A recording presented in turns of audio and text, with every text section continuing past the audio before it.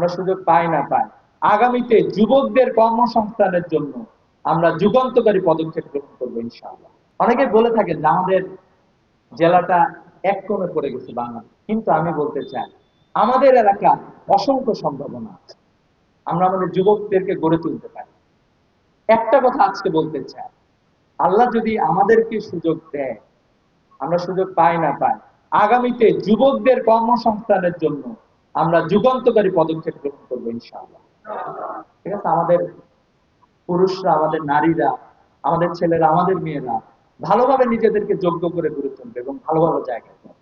আমরা এমন একটা জায়গায় আছি, আজকে দেখেন আমরা আমাদের প্রতিবেশী রাষ্ট্র আছে আমাদের বিরুদ্ধে, আমরা দেখতে পাচ্ছি আমাদের যারা রাষ্ট্রপ্রধান আছে তাদেরকে তারা ভয় পায়। আমরা বলতে চাই আমরা কোনো দাবেদারকে আমরা ভয় পাই না। ওরা আমাদের ভিতর দিয়ে ভারতের এক পাশ থেকে আরেক পাশে গেছে, ওইখানে তাদের পণ্য নিয়ে যায়। আমরা বলবো আমরা নেপালে যাইতে চাই, এই ঠাকুরগাঁও নেপালে যাইতে চাই, ঠাকুরগাঁও ভুটানে যাইতে চাই, ঠাকুরগাঁও হয়ে চায়নায় যাইতে চাই আমরা। ঠিক আছে, এই যে এশিয়ান হাইওয়ে আছে, এ ধরনের একটা হাইওয়েতে আমরা প্রবেশ করতে চাই। এ ধরনের অসংখ্য কর্মসংস্থান আমরা চাইলেই কিন্তু করতে পারি। এখন আমাদের যে ব্যাপার সেটা হলো যে দেখেন আমাদের কারা আসলে আপনি কাকে দেখছেন? আপনি তো ভালো মানুষ হিসেবে দেখলেন যে মাওলানা নিজামী, উনি মন্ত্রিত্ব চালাইছিলেন, কৃষি মন্ত্রণালয় চালাইছিলেন, চমৎকার ভাবে গুছাই ফেলছিলেন মাত্র 1-1.5-2 বছরের মাথায়। এমন ভাবে মন্ত্রণালয়টাকে গুছাই ফেলছিলেন যে সার সহ কোনো কিছুর যাতে কখনো কোনো সংকট না থাকে। কিন্তু তাকে মন্ত্রণালয় পরিবর্তন করে দেয়া হয়। আপনারা কি কখনো জানতে চাইছিলেন যে কেন তার মন্ত্রণালয় পরিবর্তন হইল? তার মন্ত্রণালয় পরিবর্তন হয়েছিল, আমেরিকার একটা সার চালান হয়েছিল অস্ট্রেলিয়া, অস্ট্রেলিয়া ওরা নেয় নাই, যেটা পরিবেশের জন্য ক্ষতিকর, ওই সারটাই বাংলাদেশে ঢুকাইতে চাই। উনি বলছিল আমি এই সার বাংলাদেশে ঢুকাইতে দেব না, ওনাকে হুমকি দেওয়া হয়েছে, তাহলে তো আপনার মন্ত্রিত্ব থাকবে না।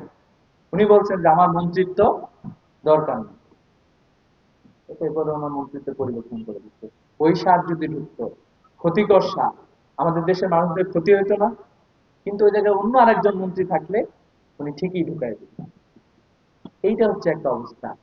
তো এই জন্য আমরা বিশ্বাস করি যে অলরেডি আজকের আপনাদের যে নমিনি, আপনারা তো দেখতেছেন কোন ঝড়ে কি তাকে আটকাইতে পারছে হরিপুর আসা থেকে? কোন বৃষ্টি, রোদ, শীত থামাইতে পারছে? সব সময় আছে, সকাল দুপুর সন্ধ্যা। দেখবেন যে সকালবেলা উঠে, আজকে আমি তো খোঁজ খবর নিচ্ছি বিগত কয়েক মাস ধরে, এবং এটা তার পুরো জীবন উনি এই আসতেছেন হরিপুর বালিয়াডাঙ্গির মানুষদের সাথে মিশে গিয়েছেন, মানুষদের সাথে উনি মিশতেছেন। উনি জেলে গিয়েছেন, জেল থেকে বাইরে হয়ে আবার চলে আসছেন, কোন এক রাজা চলে আসছেন, আমাকে হরিপুরে যাইতে হবে। একটা দিন বাদ আছে যে হরিপুর বালিয়াডাঙ্গিতে উনি আসে নাই। গতকালকে কোথায় আসছিল বলতে পারবেন? গতকালকে হরিপুরে আসছে। পরশুদিন খোঁজ খবর নেবেন কোথায় গেছে? হরিপুরে গেছে। আজকে কোথায় আসছে? আজকেও হরিপুরে চলে আসছে। তো এই ধরনের একজন মানুষ, এটা তো আমাদের জন্য, এটা কি আমাদের জন্য পাওয়া না? এখন কি ওনার জন্য আমাদেরকে ভোট চাইতে হবে? আপনাদের কাছে ভোট চাইতে হবে?